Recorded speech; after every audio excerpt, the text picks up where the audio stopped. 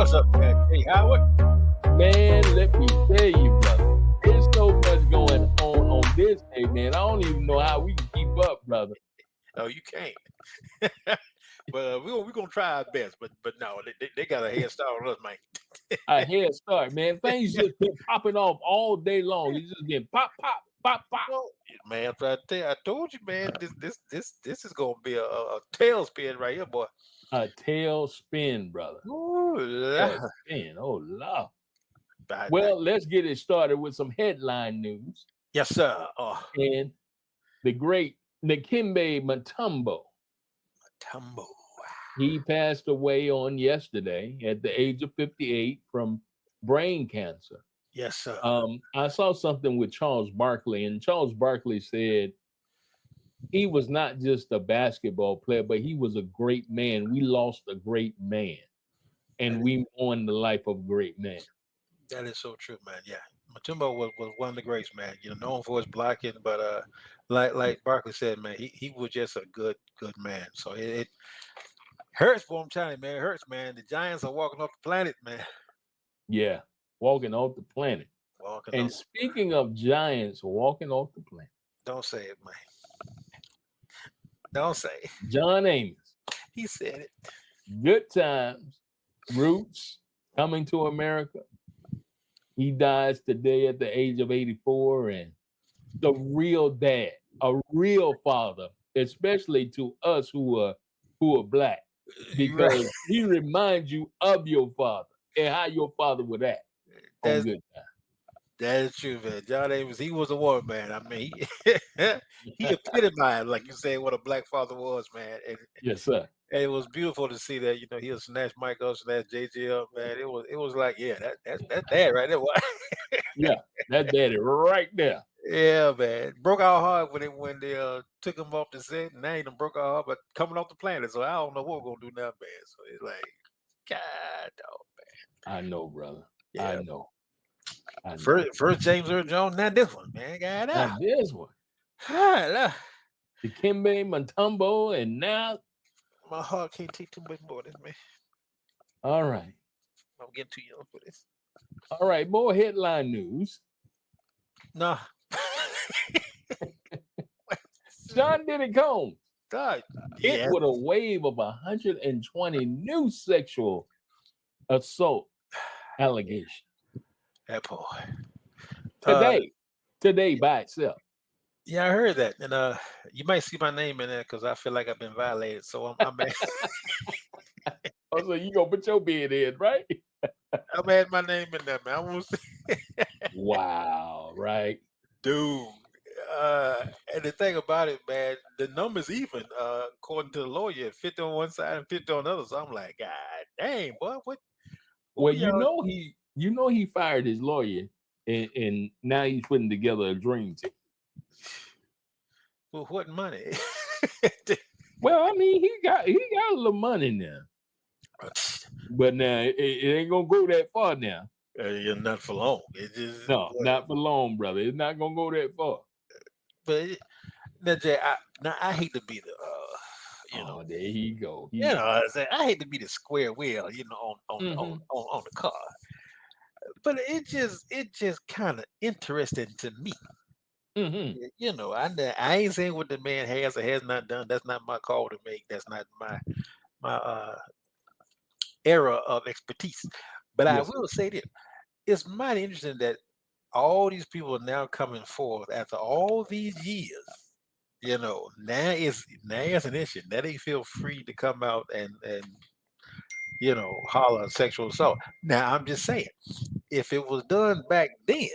Right. It seemed like there should have been a lot more because all these people, all of a sudden, I'm just saying, bro, if the man did it way back then and you had the 120 people, saying that he did something, he should run on charges way back yonder. But I don't know. It just Doc, when they feel like we got him, so let's go ahead and let's file these charges.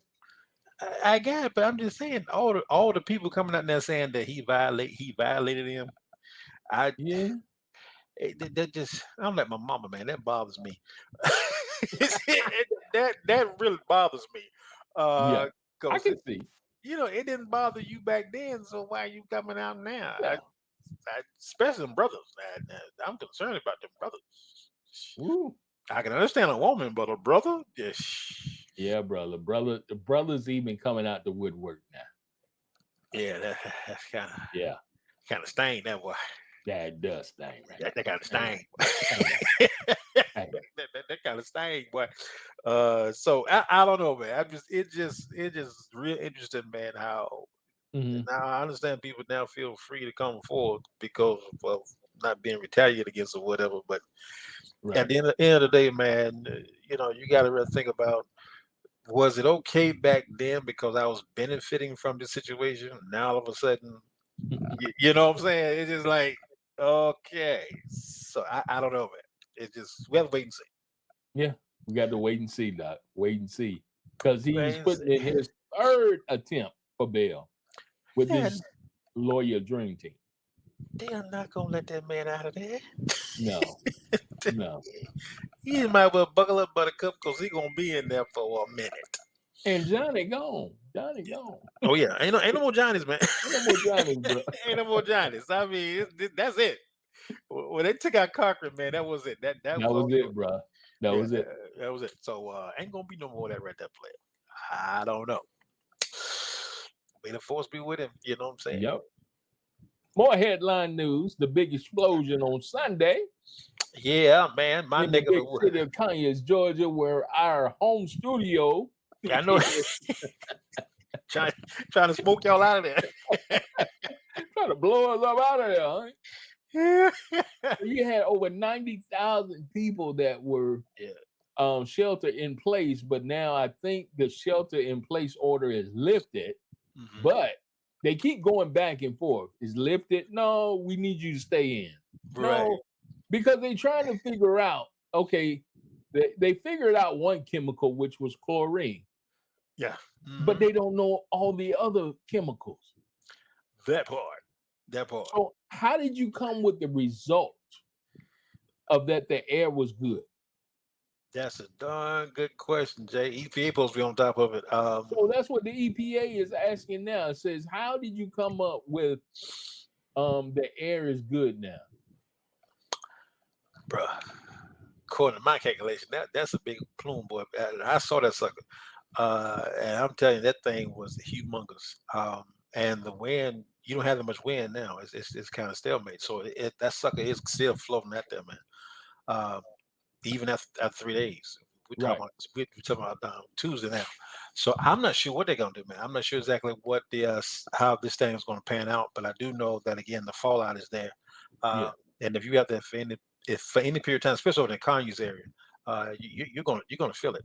Yeah. So it's interesting, man. I'm not sure unless we get some good wind coming through here now. We need Helena to back up.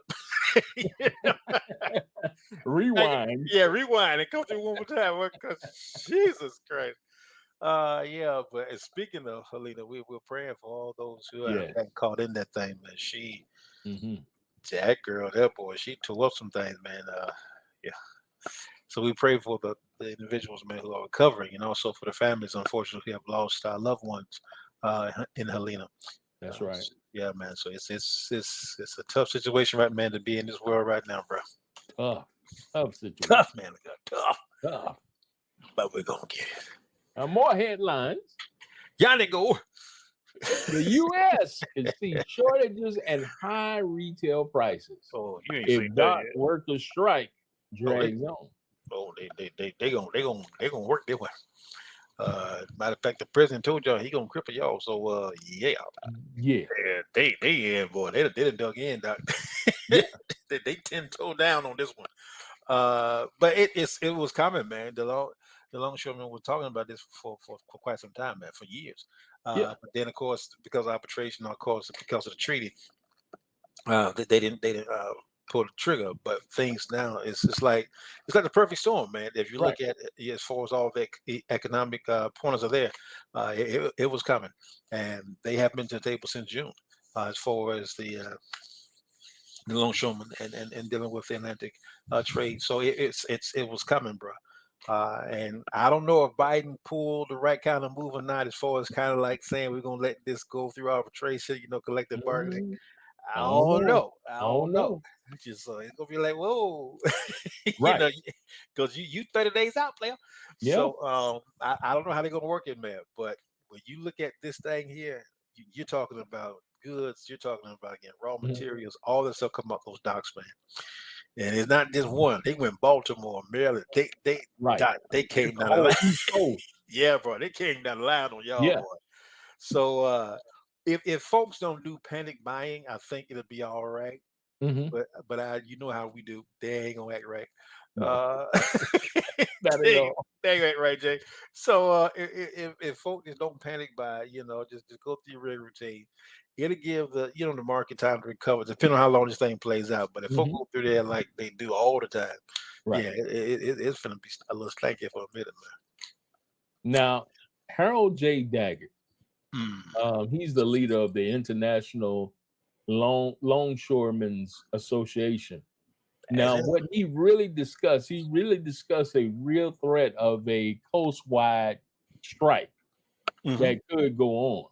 hmm So, as you already know, you sent this beautiful green footage to me. Yes, sir.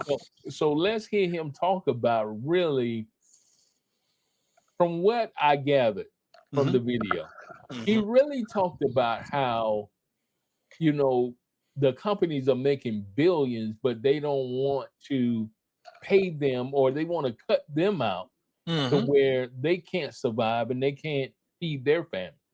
Absolutely, Jay.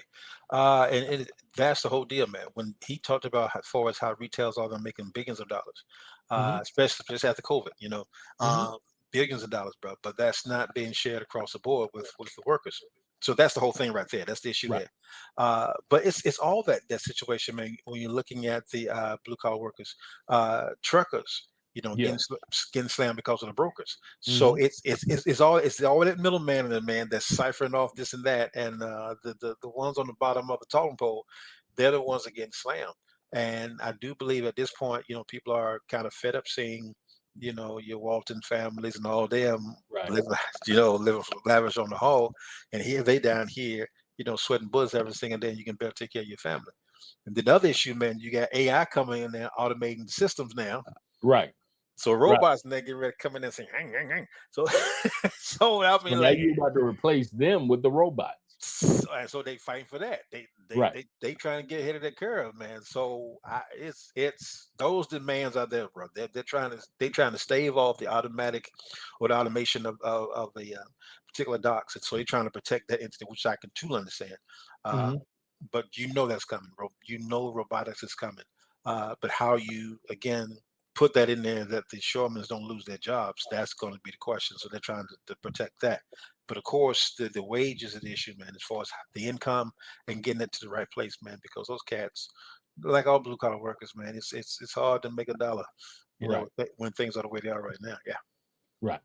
Well, here's the beautiful beam footage for you right here on Uncommon Sense. I find it fascinating. I believe you said you joined in 1967. Yes. You must have an incredibly unique perspective on how the industry changed in those years. You came on before containerization, and you were a young guy and in the family of this industry. How if you could do a 50,000-foot view of how you've seen it change, what is it to you? I can tell you it changed a lot. I can tell you back in the 60s, the first company that started in containerization was Sealand. Two guys, two truck drivers, Malcolm McLean, Cecil Yeagers, got together and said, we're taking cargo up and down the East Coast.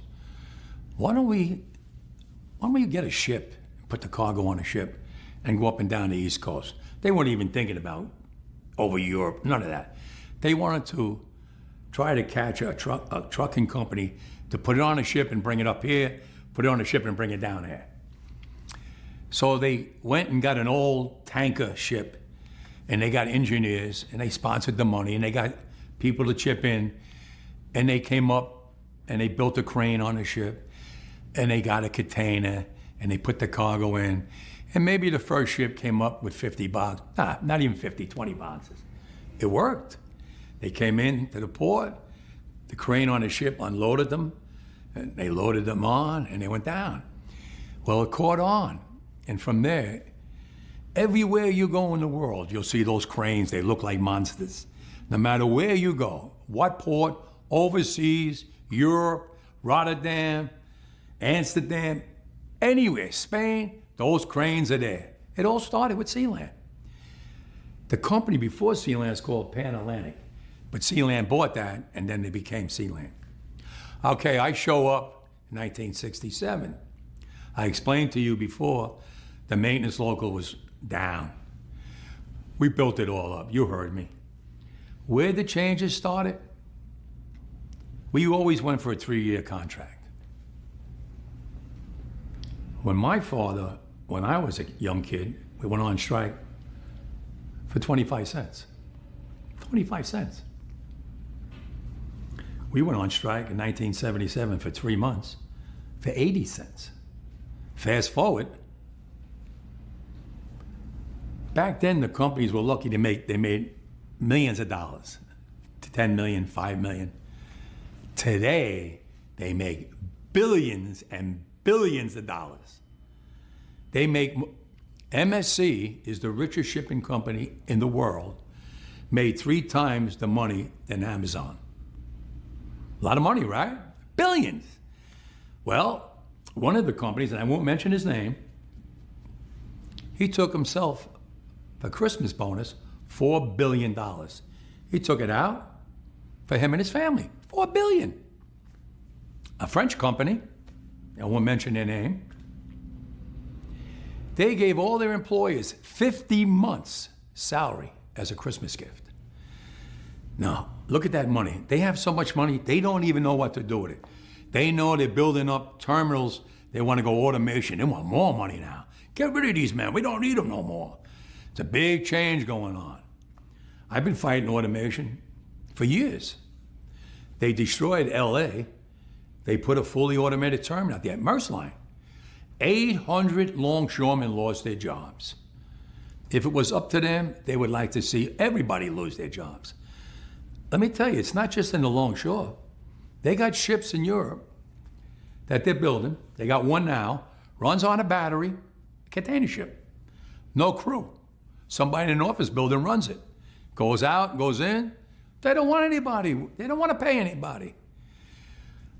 It's not only this union, it's in every union in every aspect.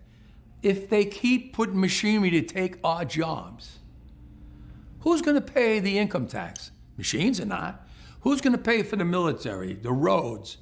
Everything runs by taxes. Take Easy Pass. The first time they come out with Easy Pass, 1 lane, and cars were going through and everybody's sitting in their car and go, what's that all about? I'm going to get one of them. Today, all those union jobs are gone and it's all Easy Pass. People don't realize it. Everybody's got 3 cars, everybody got an Easy Pass on the window. And they go through like it's nothing. And they get billed in the mail. They didn't care about that union worker working in the booth. You go in a store today, it's self-checking. They don't need anybody to check out no more. Someone has to get into Congress and say, whoa, time out. This world is going too fast for us. Machines got to stop. Yes, we're getting smart kids out of MIT and all these places. Yeah, they're all brilliant. But what good is it if you're going to put people out of work? Who's going to support their families? Machines? Machines don't have families. You got to draw the line. These companies that work in the maritime business come from overseas. Not one of them belongs to America. They want to come into America and build fully automated terminals and get rid of American jobs. That's where it is, brother, right there. You felt that, man. You felt that right there. Right, you felt that, You man. know, Yeah. You felt that, Jay. you did. But President's laying it out, man. He letting you know this is real, bro. And if you don't get ahead of this, it's not gonna go well for you. So I can understand him towing that line, man. How long they gonna tow it? Now I understand what they're talking about, with the automation and trying to keep up with other countries, Right. but you're also cutting out jobs That's it. that people rely on to take care of their family. That's it. So you even got to use common sense Where? with this uncommon sense situation, I And wish they what would, it man. all boils down to, brother, is greed. That's all it is. That's it. It's That's greed. all it is, man. Greed. A And- man and- takes what, $4 billion out for his family for Christmas.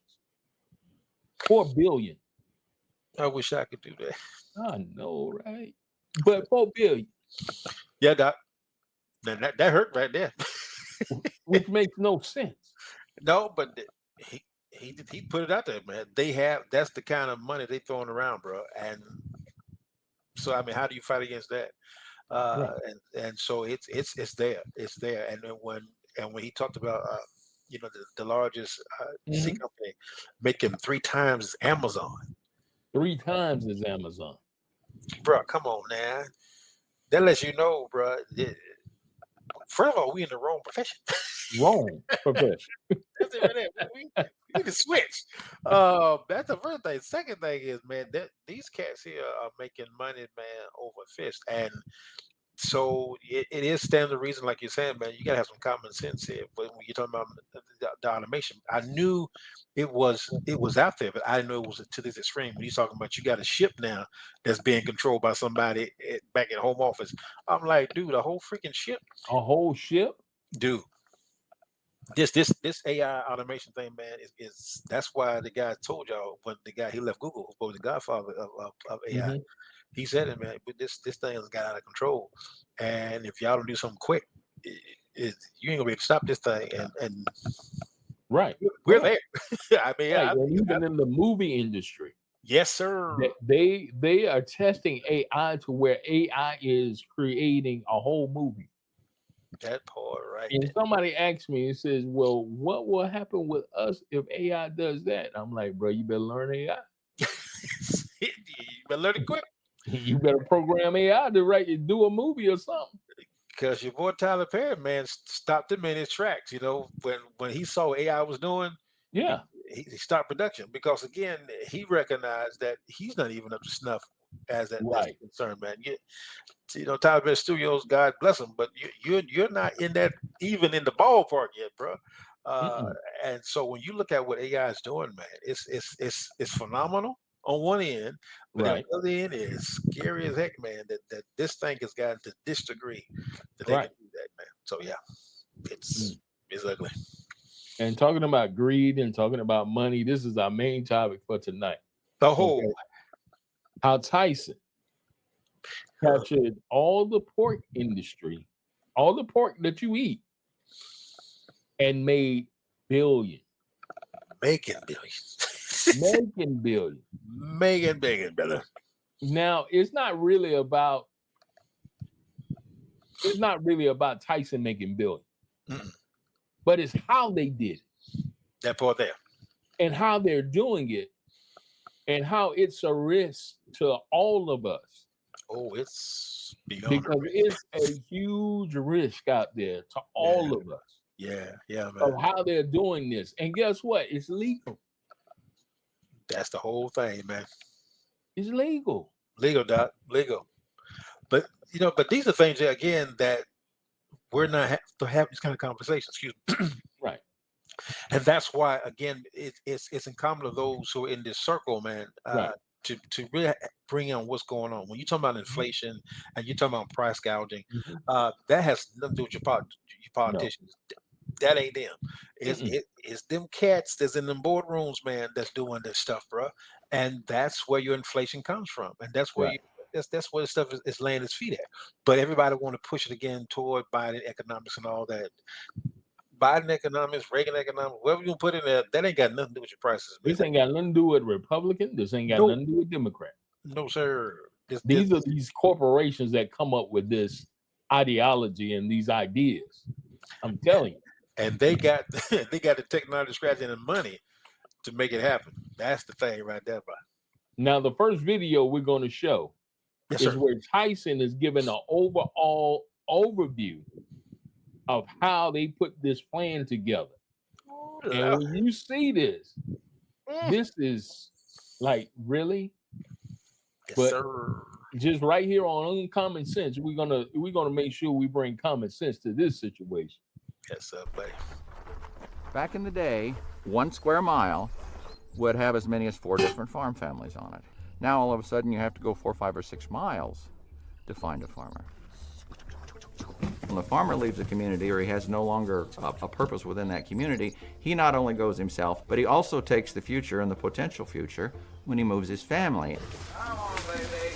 This is Ron Martinson. He lives in Elliott, Iowa, and raises pigs from farrow to finish, or from birth to slaughter. For generations, this is what hog farming looked like in the state of Iowa. But in the last 40 years, Iowa lost 90% of its family farms. That's 40,000 farms that used to look a lot like Ron's. In those same 40 years, the number of hogs that have been raised, slaughtered, and sold has exploded, and the profits made in the hog industry in the state of Iowa has increased by 300%. You don't see that growth in the communities anymore. So where did that money go? Exactly. Where did that money go?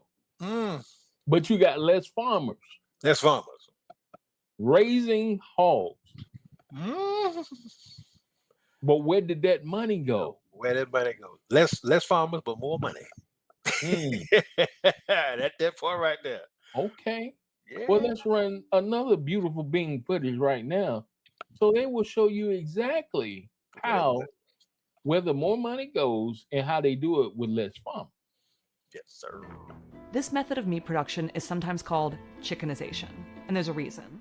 It was first pioneered by Tyson Foods in the thousands of chicken houses they controlled in the South. Don Tyson grew up working with his father, John Tyson, who had a lucrative chicken business that trucked livestock from farms to slaughterhouses in the city. When Don got older, he wanted to expand the operation. Don Tyson is a remarkable person. Tyson Foods was a relatively large company, but Don turned it literally into a global empire during the course of his life. The Tyson model was to own every part of the chicken supply chain. They ran feed mills, hatcheries, trucking companies, and when that wasn't enough, they opened their own slaughterhouses. The only thing they didn't own was the farm where chickens were raised and fattened. That they left to the farmer. Instead, they'd sell them the buildings and equipment, and then sign a contract to sell the chickens back to Tyson. The farmer is the one who takes out a mortgage for the land, who buys and builds the barns, and who cares for the animals during their short life. This is actually the part of the process where the most can go wrong. Animals packed so tightly together can get sick. Buildings corrode, extreme weather can damage your land or animals. With so many variables, it's the farmer that takes on the most risk. For nearly a century, this vertically integrated system defined the chicken industry. But in the 1990s, hogs were chickenized. You know, the key to chicken production is concentrating all those animals into one spot. And hogs had never been raised that way before.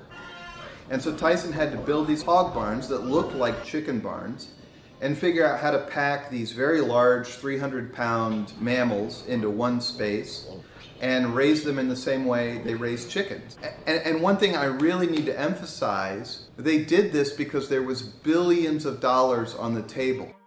Before, hogs were known as mortgage lifters. Farmers would raise other crops and animals, but hogs were always a moneymaker because pork sold for more at the grocery store. In 1992, 97% of farmers were independent. Now 70% of all hogs are sold under contract to buyers like Tyson. By that time, Don Tyson was a billionaire, and he spent most of his time deep-sea fishing or palling around with politicians. The core DNA of Tyson's business model is that it can go out to massive industrial-scale customers, Walmart, like the grocery chains, and it can promise them consistent high-volume products. The Colonel's rotisserie gold. But to do that, Tyson needs to control every element of what's happening on the farm. Farmers invest a lot in these buildings. To start a CAFO, farmers will take out hundreds of thousands of dollars in debt for land and for structures built to Tyson's specification. And if they don't comply, they're shit out of luck, no pun intended. With all that debt, and with structures meant for hogs, it makes it difficult for them to leave the business or to convert to a different type of operation. It really was a true corporate takeover. Tyson created a closed, contract-controlled system, and it destroyed the open and competitive system.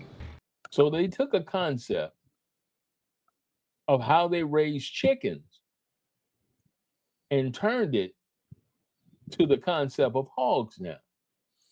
Yes, sir. But you see who took most of the risk were the farmers. The farmers. Right. Yeah, man.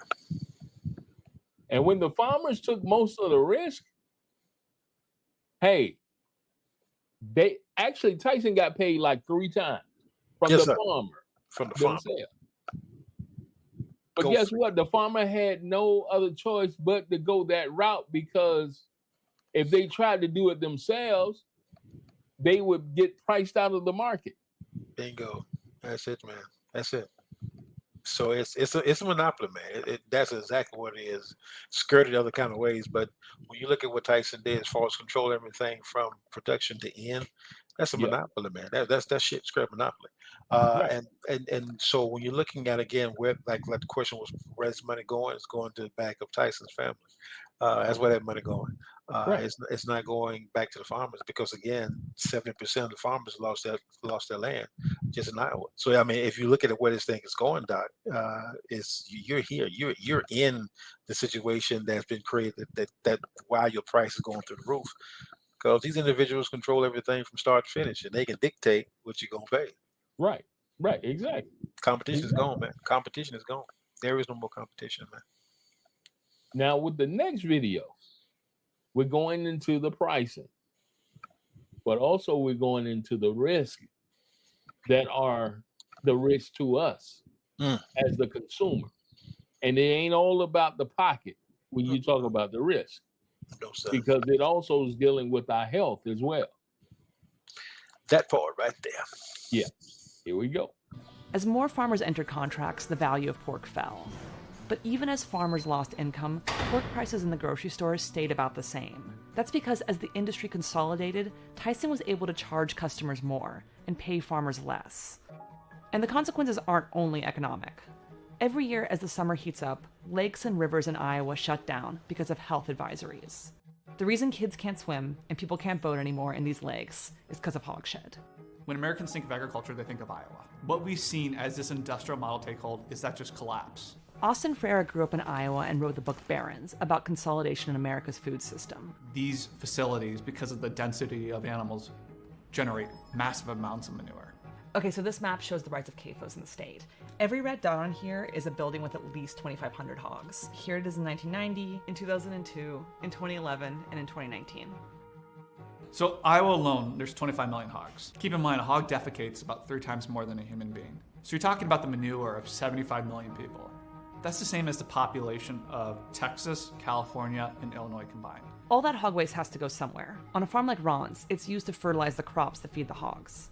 The same thing is done on an industrial scale, but the problem is there's just too much hog waste. The smell today produced by these factory farms that store the manure underneath is toxic. When they empty out the lagoon or the manure pits by my house, my dog does not even want to go outside. Now more than half of Iowa's lakes, streams, and rivers are contaminated with cancer-causing phosphorus and nitrates like E. coli. Algae blooms are creating the toxins in the water that's taking away the oxygen and killing the fish.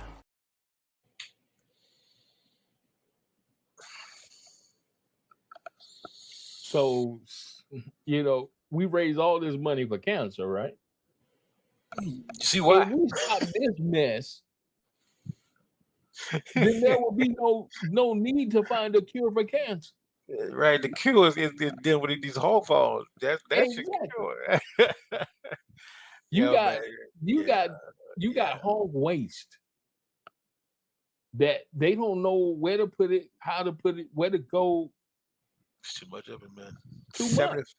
75 million people. That's this for just in Iowa, man. This is the kind of defecation you're talking about coming from pigs. 75 million people. From pigs. That part, that's a lot of shite. Yeah, that's a lot of shite. A lot of shite. I mean, 600 of your lakes and rivers, man, are contaminated with cancer-causing agents. You can't swim, and I wonder, what politician is saying something about that. When you're looking at that situation. So now your water supply is jacked up. Your fishes are now starting to die as far as the algae blooms. So I mean, if you're looking at this thing, Doc, this is where you're at. If you're talking about environmental justice. Right. That's out of the water, and that's when USA Today did the one on Council Alley. Uh, you can pull Louisiana, you can pull again North Carolina. This it's there, Doc, and it's a serious situation, Jay. Um, but I don't think again there is not enough attention being brought to this on um, a public scale. Right. Again, Right. a lot of people just don't know. I think to the magnitude of what you're looking at, as far as when Mhm. again the food industry consolidated, and you got these kind of farms now, whereas everything is concentrated in this smaller area. This is a recipe for disaster, and I think we're there. When you're talking about environmental health, I think we're there, Jay. Yeah. You're Yeah. at the Exactly. you're at the point of no return, bro. Exactly. Exactly. And people hollering about policy. This ain't got nothing to do with policy. Nah, no, it's like got nothing to do with policy. No. You know, and so These are that's corporations that, especially Tyson, who lobby oh boy, these politicians so that they can do what they want to do and how they do.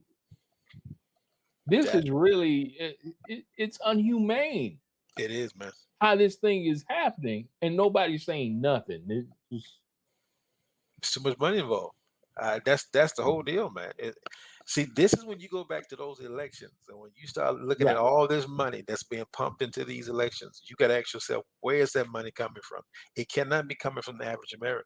No. We don't have that kind of cash to throw $1,400,000, $500 into a budget and don't be caring about it. None of us got that kind of cash flow. So you got to ask yourself, where is that money coming from? And if politicians are getting paid by these billionaires, they're not doing it just because. They're doing it because they want something in return. Right. And this is what the return is. We want to have things that are conducive to us, that will continue to make our pockets, get fatter, and let the chips fall where they may. So Mm. I don't know, bro. That Mm. this. So your government is bought, signed, sealed, and delivered. Yeah. When you look at it, man, Exactly. it's both signed, sealed, Wow. and delivered, man. It's yeah, Brother. Mm. hurt, man. But that's Jay. That's what you have, bro. That's your reality. That's your reality. Right. And Jay, that's just the pork side. Yeah, I mean, when you The talk about pork. you ain't dealt with the chicken, you haven't dealt with the beef, you haven't dealt with. When you look at all these things, man, it's there. It's there. They have monopolized everything, man, from start to finish, and it's just a select few that have done that.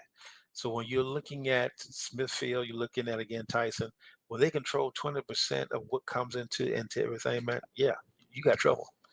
Trouble. You can't compete for that, man. No, you can't. You can't. The average farmer just cannot compete. And then we got the nerve to say, let's recycle.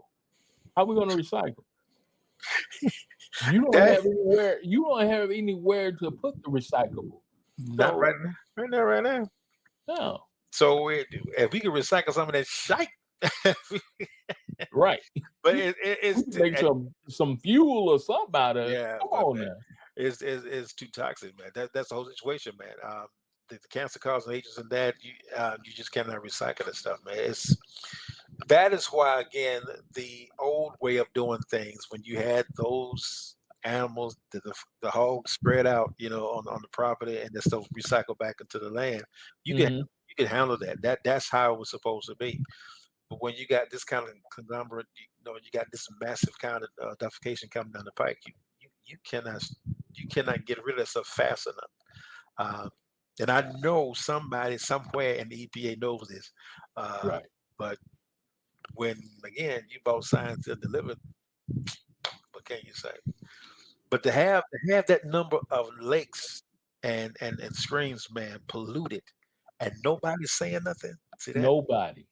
That Nobody. yeah, I mean, not even it's crazy to think that kind of contamination is going on in a state and it's not getting no kind of publicity as far as this is happening. This is what we're going to do because that stuff it's just not matriculating in Iowa. It's going downstream somewhere. So it's not just Iowa, man. It's all surrounding states. So it's not going to be a good thing, man, when this thing come to a head. and you rather talk about people eating the dogs and the cats. Really? That's all he got. That's all he got, man. So Okay. may the force be with us all. Mm-hmm. Yeah. May it be with us all. Wow, All right. Well, you know, I had to touch the political scene for a second. Lord. I know why. Why? Why, Lord. No, we gotta do it. Mm-hmm. There's a video out. Oh, Lord. It's called "Be a Man and Vote for a Woman." Well, Sam all right. Elliott's voice is the new ad endorsing Kamala Harris. Well, all right. Because you know, right? You've been hearing even preachers, try to be down on her because she's a woman. It's like, dude, whoa, really?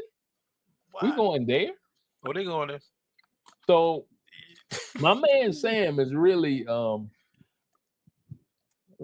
can I say he's really colorful in this video a little bit. Hallelujah. And he's just full of zeal and full of zest because he really want to push this through. So I'm gonna play the video. Hallelujah. And just beware of some words. But Hallelujah. it's gonna be all right. Hallelujah. I can't believe we're having this conversation again. So here we go. You know who the candidates are. You know what's at stake. One candidate promises a divided America filled with lies and hate. And one stands for change. Kamala Harris has more courage, more honor, more guts than this guy ever had. So you decide, are we really going back down that same fucking broken road, or are we moving forward towards hope, towards freedom, towards change? We know a strong middle class has always been critical to America's success. There's promise that lies in change, and the time for change is now. So what the hell are you waiting for? Because if it's the woman thing, it's time to get over that. It's time for hope, for change. It's time to be a man and vote for a woman. Be a man, vote for a woman. Can't get no plainer than right there. Can't get no plainer than that, brother. You know. Oh, Elliot did that, man. Elliot did it, man. He did it, man. He did it. He did that, man. I like Yeah, that. bro. Oh, Yeah. man. But yeah, man. You got 30 days. You got 30 days, player. Got 30 days, 30 days. And tonight is a big night. That's what they say. Because you got the vice presidential debate. They're going to be squaring off at 9 p.m. on CBS, or check your local listings if you're going to look at that. But this, I don't know. Is this going to be interesting or not? Right. What do you? Nah.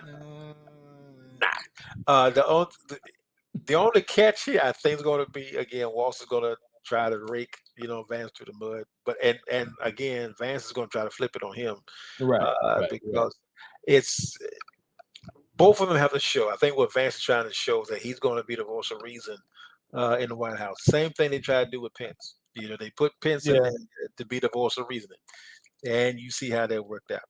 Yeah. They wanted to kill him. Kill him. And Vance doesn't have that kind of pull with Trump or nobody else, and so that there's an oxymoron. But it is good to see if Walsh will make a good show and show again that particular ticket is one you need right now, as far as sanity. And I think with the speeches he's been giving, and also with Harris, they've done a good job as far as putting it out there. And again, you got to deal with policy, what policies out there and stuff like that you're going to have to address. But when you're looking at the candidates as far as what they bring to the table, it's night and day with Walsh and Vance. You can see that there. Same thing with Kamala Harris and 45. It's night and day. But I hate to say it though, man. Even though everybody see it, and it's in black and white as far as what is there. This is really a fight of ideologies. It's a fight of whenever they've said this is a battle for the soul of America. in some degree, it is. If America has Yeah, a soul, it is. if Yeah, America got one, it yeah, is. Yeah, it's going to portray that, man. Because with what these cats are coming out, I mean, for Trump to come out and say that he wanted a day of just straight police brutality, he said it in one of his speeches that yeah, he yeah. wanted a day of Mhm. tick pole Whoopi Gold. Whoopi Goldberg also, but she cussed on the View, man, so they had to censor her. She pissed that baby off, boy. She said, "Oh hell no, shawty, Doing that like that. you ain't doing that, shawty." Mm. Yeah, man. So piss Whoopi also, man, boy. She went there, like you said. She used some colorful words. Right, right, Uh, right. but for him to say something like that, man, basically coming from the purge, is Mhm. what they are brutality to wipe out. Right. This is what he's talking about. And so you have a side that loves that kind of thinking, um, Mhm. and they embrace that particular ideology. Right. So that's what you at. Yeah, that's what we at, bro. I mean, we're beyond politics and politics. We're beyond that, man. I hate to say it because Yeah. everybody knows if you're looking at it and you put the under a microscope, everything Trump did benefited the top 1%. Uh, Right.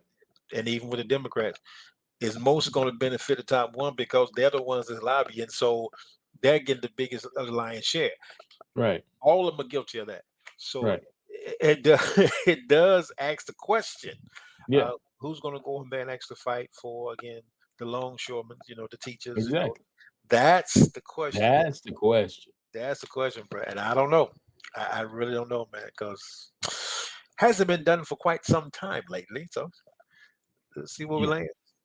See where we land. Man, I don't like to debate the rules that they get Oh, because they got the mic. The mic's gonna be wide open. They gonna be able to fact check themselves. No, fans ain't gonna fact check nothing. nothing.